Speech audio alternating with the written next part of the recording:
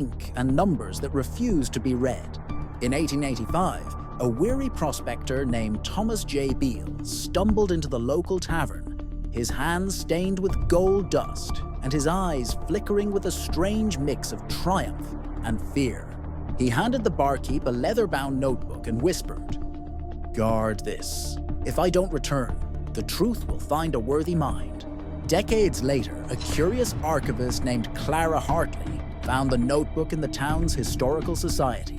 The pages were filled with 3 cryptic blocks of numbers, each promising the location of a hidden treasure of gold, silver, and jewels, an unimaginable fortune buried somewhere in the Blue Ridge Mountains. The only clue to unlocking the ciphers was a single sheet that read, "The key lies in the Declaration of Independence." Clara spent months poring over the text, trying every possible substitution, every historical code.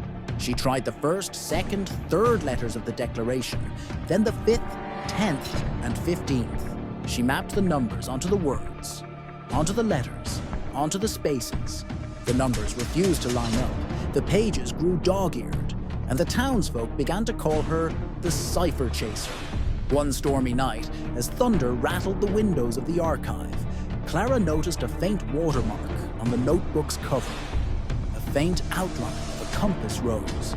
She lifted the page to the light and saw, just barely, a series of tiny dots that matched the positions of the stars on an 1820 celestial chart. The numbers weren't random. They were coordinates, but not latitude and longitude. They were a grid of the night sky, a map of the heavens above the mountains on the night Beale supposedly buried his loot. She plotted the points on a modern GPS and headed into the woods, lantern in hand, the wind whispering through the pines. The coordinates led her to a shallow cave, its entrance hidden behind a curtain of moss. Inside, the air was cold and still. On a stone slab lay a rusted iron box, its lock long corroded.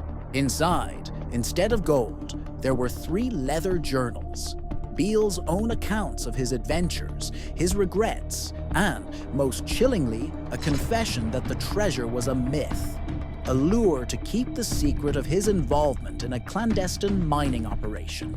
Clara returned to town with the journals, the mystery solved, but the gold forever lost. The Beale ciphers remained unsolved in the eyes of the world, a puzzle that had consumed a lifetime.